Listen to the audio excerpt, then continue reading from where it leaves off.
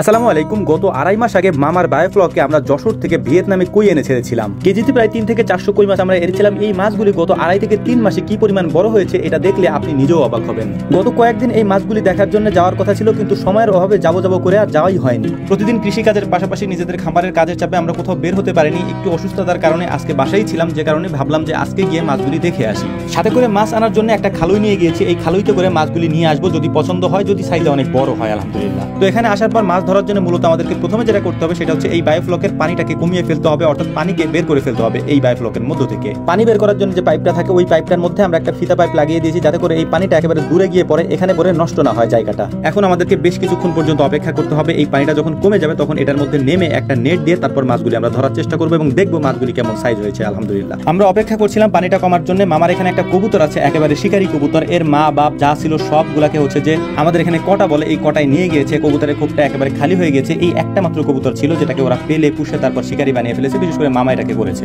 তো যাই হোক, অনেকক্ষণ অপেক্ষা করার পর পানিটা যখন একটু কমে গিয়েছে, এখন এটার মধ্যে নেমে তারপরে একটা নেট দিয়ে মাছগুলি ধরার চেষ্টা করবো। প্রথম খেওটা যখন এটার মধ্যে আমি দিয়েছি, আমি অবাক হয়ে গিয়েছি যে নেটটা দিয়ে আমি খেওটা দিয়েছিলাম, ওই নেটটা আমি একা তুলতে পারতেছিলাম না, এত বেশি পরিমাণে ওজন মনে হচ্ছিল।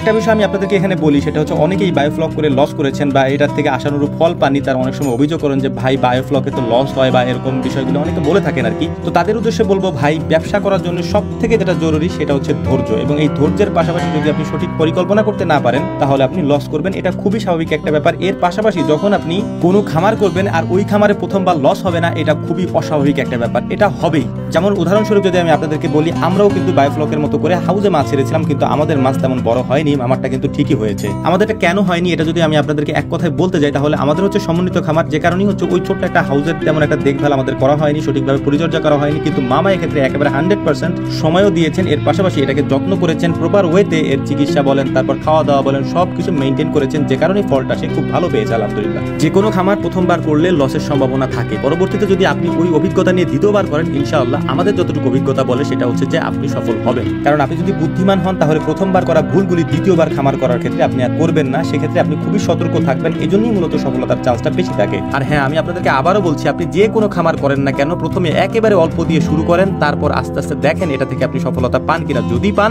তাহলে পর্যায়ক্রমে এটাকে আপনি বাড়ান, কিন্তু প্রথমেই অনেক বেশি করে শুরু করতে যাবেন না, এতে হিতে বিপরীত হতে পারে। তো যাই হোক, আলহামদুলিল্লাহ মাছগুলিকে ধরে আমরা বাড়িতে নিয়ে এসেছি। মামাও আমাদের সাথে এসেছেন, তাই মাছগুলিকে আমরা রান্না করে মামাকে খাইয়ে দেবো এবং আমরাও যে কয়েকজন এখানে আছে আমরা খাবো ইনশাআল্লাহ। এর পাশাপাশি এই মাছগুলি আমাদের লাগে, এই কারণে এতগুলি মাছ আমরা নিয়ে এসেছি। আমাদের এখানে অনেকগুলি লোক আমরা একসাথে কাজ করি, যে কারণে হচ্ছে খাবার ক্ষেত্রে অনেক মাছ আমাদের প্রয়োজন হয় বা অনেক মাংস আমাদের প্রয়োজন হয়। আমাদের কাছ থেকে যারা দেশি খাঁটি সরিষার তেল অর্ডার করতে চান, তাদের জন্য আমাদের নাম্বারটা হচ্ছে 01922228838। এই নাম্বারে যোগাযোগ করে আপনারা অর্ডার করতে পারবেন। তো আমাদের জন্য দোয়া করবেন। আসসালামু আলাইকুম ওয়া রাহমাতুল্লাহ।